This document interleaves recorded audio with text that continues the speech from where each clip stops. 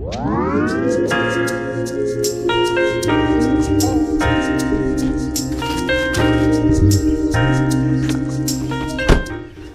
morning, good afternoon, good evening, whatever time you guys are watching this. I'm sorry guys, but it's been like a week and a half since I uploaded anything.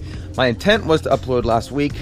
Didn't happen. I was really busy, didn't get a chance to, but we're back at it today.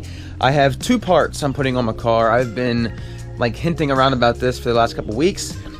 Today is finally the day. It is extremely nice outside. It rained earlier this morning, but it's not raining now. It's nice and cool.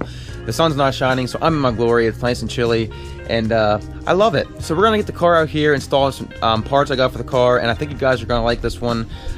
So here we go. Gotta change my clothes first.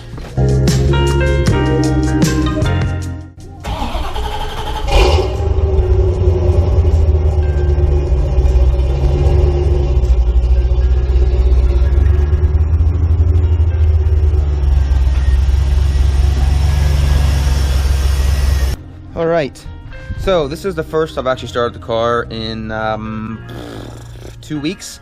If you notice, the top is back on. In one of my my most recent video, I took the top off and said it was now ready for spring. But I had a guy, actually a salesman where I work, from Oregon, was here, and he wanted to take a ride in my car, and it was really chilly that day. So instead of putting him through the torture of having the top off and stuff, because he's not like me, he likes warm weather, I don't know, I put the top back on to please him. But the top is on right now. The car is filthy. I have not washed it yet this year. I don't know how well you guys can see the dirt, but I have not washed it yet this season, but I will be doing that very shortly.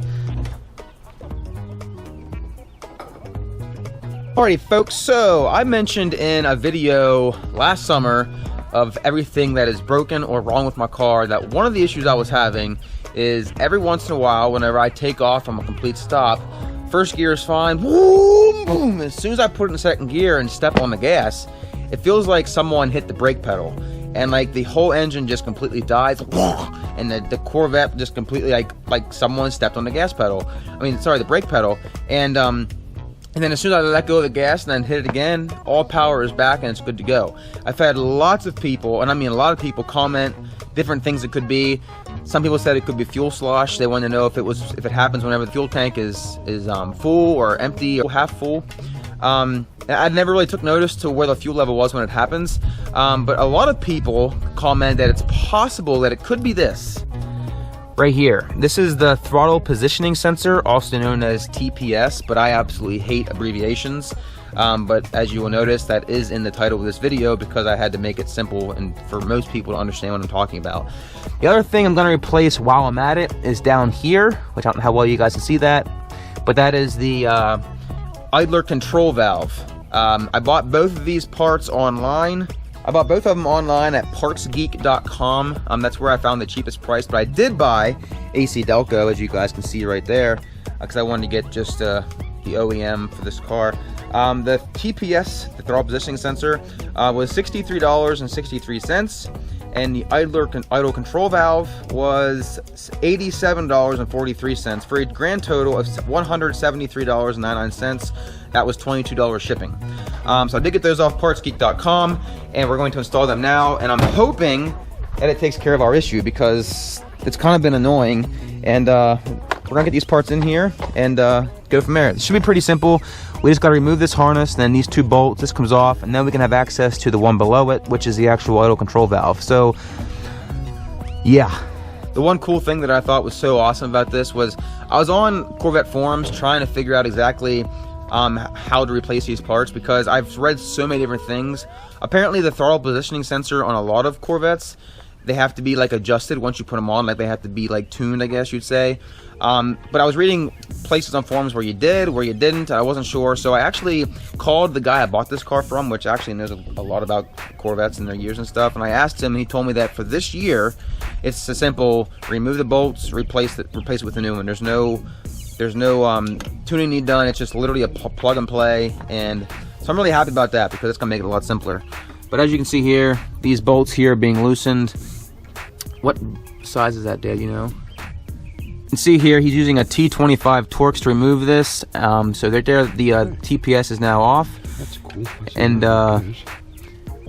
just unhook the harness. Now you gotta be careful with these. As you can see, mine's a little broken. You can see there, but hopefully it's still making good connection. I'm not gonna replace it, but hopefully I don't have to. But anyways, we're gonna do this down here now since we have access to that. This next one here might be a little bit of a booger to get to. Looks like we gotta get a wrench on here and loosen that up. To get a little bit more room, we're gonna remove this thing right here because we're kind of down here is where we have to be, as you guys can see there. And you know, as anyone knows, when you're working on a car, the more room you have, the happier you'll be.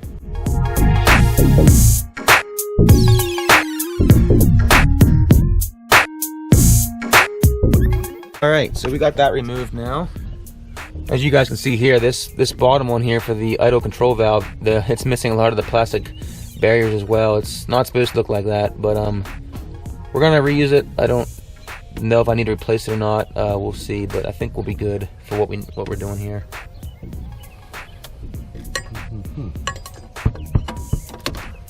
Told you it's gonna be a simple job. We're not really able to get a wrench on here because of the tight quarters, so we're trying our hardest to do this. And it is loose already, so which is good. We can get that out of there, hopefully no problem.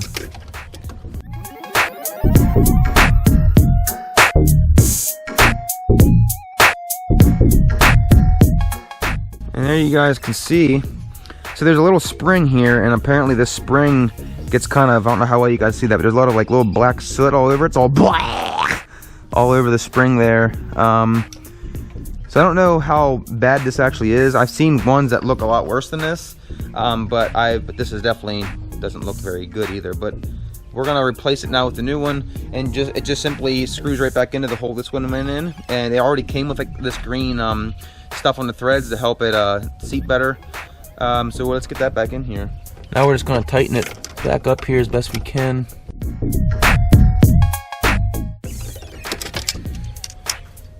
And then you want to put the harness back in. Make sure that's right. My the little teeth or whatever you want to call them that usually holds it on tight are gone, so mine really kind of just sits there. I don't know if that's a bad thing or not, but now we're going to put the throttle positioning sensor back on, or the new one I should say, not back on, but the new one on.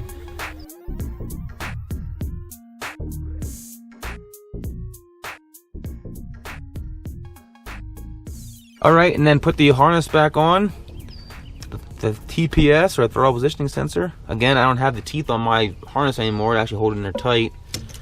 That probably could be a potential issue, but 95% of the harnesses on my car no longer have the teeth to hold them on tight, so I'm not sure how hard it would be to replace all those harnesses on the car. I'm assuming it would probably be some detailed work. You have to reroute all the wiring and stuff. But if you guys have done that in the past, like redone all your harnesses, is it hard? Is it expensive? You know, is it a pain in the butt to do? Let me know. All right, guys. So we got this back on, and we have this back on, and we have the new idle control valve back on, the harness and everything. I know I said that the teeth were missing on this thing, but I mean, it appears to be tight. It's not like falling out, so I don't think I gotta worry about that too much. I'm sure some of you are gonna tell me that, yeah, you need those clips on there because it's gonna hold it in, and I do 100% agree with you. I do, but today I don't have anything to fix it, so we're gonna have to deal with it like this. The car has ran fine for the last 10 years without the clips, so hopefully it continues to run fine. So what I want to do now is I want to start it, because I heard some people say that when you replace the idle control valve and then the throttle position sensor, that the car idles better. And I also have people tell me that when they replace the TPS, that you really accelerate a lot more. The one guy said on his comment that after he replaced his throttle positioning sensor, his car became a rocket. Believe me, guys, if this car becomes a rocket, I'll be happy. Now, the car already is fast, of course, but not rocket fast, you know what I'm saying?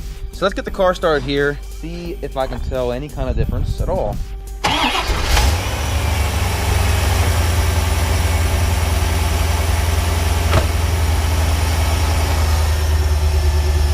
So far, she sounds the same, which is good news.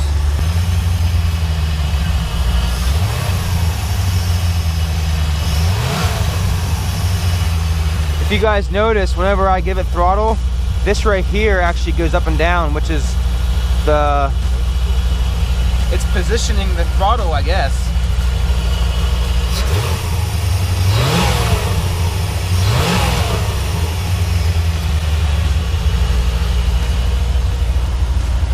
She sounds like she's idling exactly the same as she used to.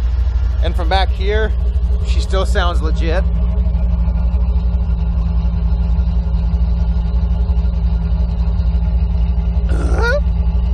I love this way this thing sounds. It's amazing. My dad wants me to take it for a drive. Don't know if I really want to do that. Yeah, right. All right, let's go see if we can tell any kind of difference as far as the way she drives down the road. I didn't do like a before clip because I don't want to bore you guys half to death, but I mean, I know how the car drives, you know, under normal situations. So let's see if I can tell any kind of difference now that I replaced the throttle positioning sensor. Hopefully the throttle is now positioned correctly. I'm not gonna get on it yet because I want to warm it up a little bit. I'm gonna do this with one hand. Well, I'm gonna shift with my hand the camera's in. So just bear with me here. Waiting on traffic, man. That guy is moving. Probably because that Honda just hit VTEC. That's what my assumption would be anyways. Let's see what we got here. Whoa!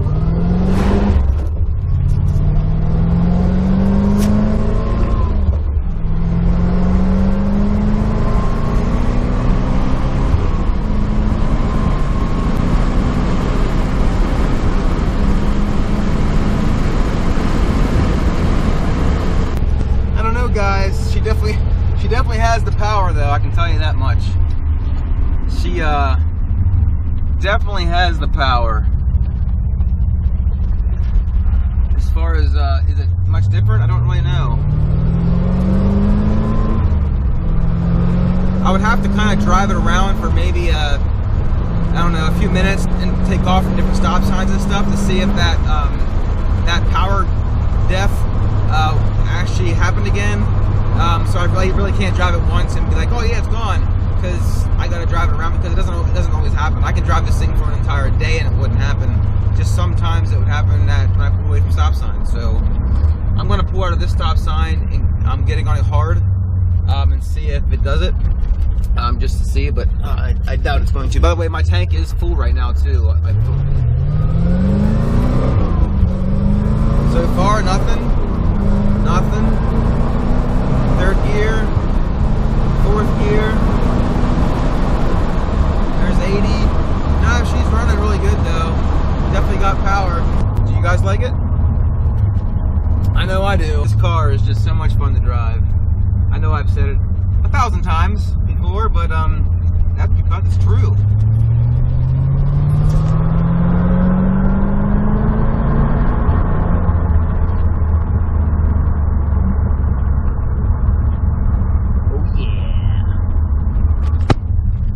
Do a little U-turn here, a nice 10-point turn, since we can't do a, this is definitely not my Jetta. I can't just do a real simple turn like I can in my Jetta.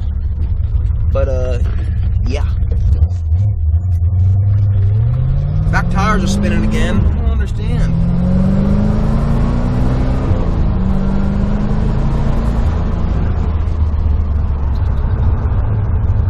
Oh yeah.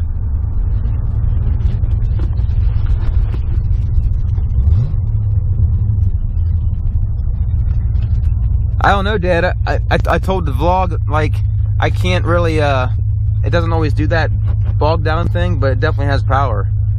I mean, she always has, but that's what we like to hear.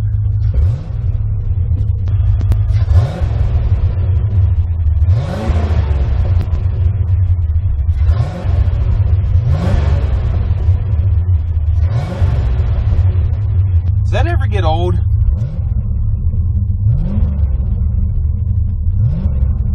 No. Well, there you guys go. I hope you guys didn't get bored by that. I get really excited when I drive this car. The car's running real good. She sounds really good. The idle is just amazing on this thing. But Car's running great. Again, I can't really tell you if it's really changed much, but the car has not definitely gotten slower. I know that for sure. Car's running great. Both of those sensors are now replaced. So that's 2 items that are off the list as far as things that needed fixed with or replaced with my car. Alrighty folks, so the car is back in its little enclosure. For those of you who are watching for the first time, I do keep my car in this little black box.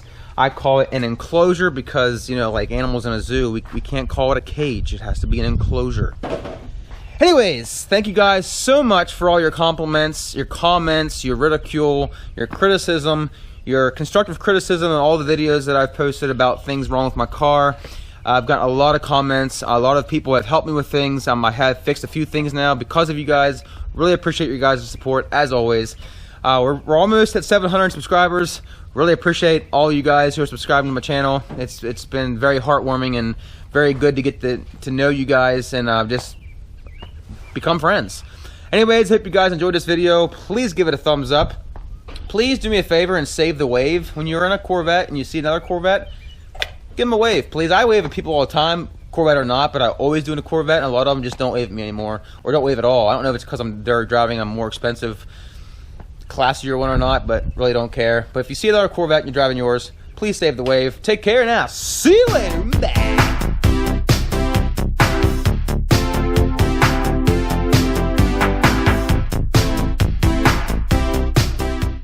Gotta change my cotton picking clothes here.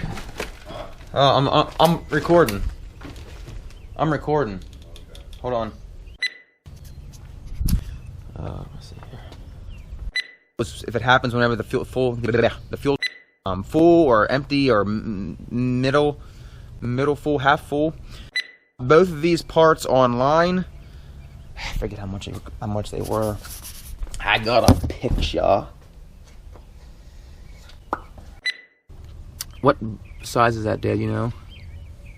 25. T25. T25 socket or whatever you want to call it. Torx. T25 Torx. Whenever you say that.